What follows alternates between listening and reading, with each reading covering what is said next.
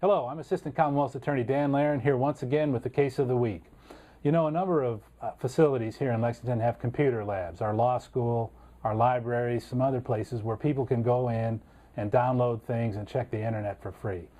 There are some other places that have computer labs where some other things have taken place, and with me today is Assistant Commonwealth Attorney Shauna Virgin Kinzer, who's going to talk about something criminal that happened in a computer lab here in our community.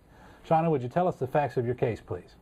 On January 30th of 2011, a guy by the name of Theodore Fallis went into a local hospital to check.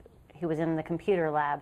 There was an off-duty officer actually working at that local hospital, and he went in, was doing the rounds, walked by the computer lab and noticed a guy that didn't really necessarily fit in.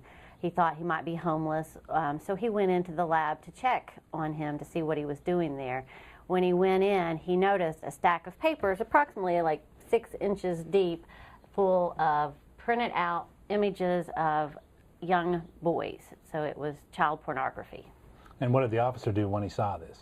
He asked the defendant, Mr. Fallis, about the images, and he admitted, yes, that they are mine, and that he admitted that he likes to look at little boys. And so based on that, he obviously arrested him for the charge of possession of matter portraying sexual performance by a minor. Now, in this case, was there any evidence that this defendant was using those images for sale or transfer or moving them around in any way? No, not in this particular case. This simply just happened to be by chance that the officer went into the computer lab there and saw the guy, and he admitted that they were young boys. That was his preference. He said that they were for his own, personal use, not to distribute or anything like that. Okay. So how did this case work through the system? He was charged with that crime.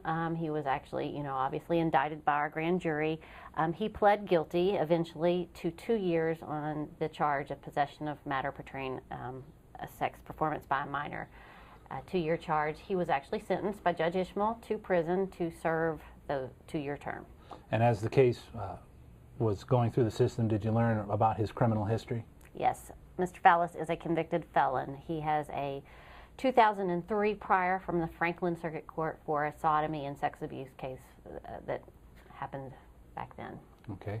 And he's in prison now for 2 years? Yes. Is he registered as a sex offender? Yes, he's registered as a sex offender now. All right.